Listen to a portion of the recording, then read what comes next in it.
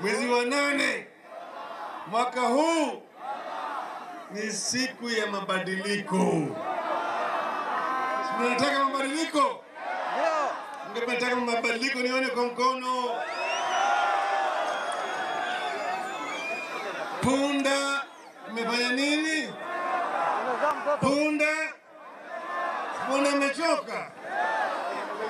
Tuko na sababu ni 5. Kwanza, gharama ya maisha. Njaa. Sio. Pili, ufisadi. Wizi.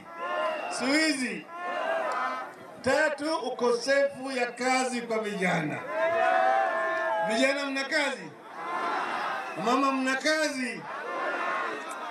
Alafu 4, upotevu ya usalama. Sivyo? Vijana hawana hata vitambulisho. Mna vitambulisho? Mnachukuliwa kama si wa Kenya. Wafikiri nyinyi ni wa Somali, nyinyi ni wa Ethiopia, mnatoka nchi jirani, sivyo? Alafu ile ingine ni elimu ya watoto wetu. Haya yote kujumulisha ndio shida ambayo inakumba Kenya.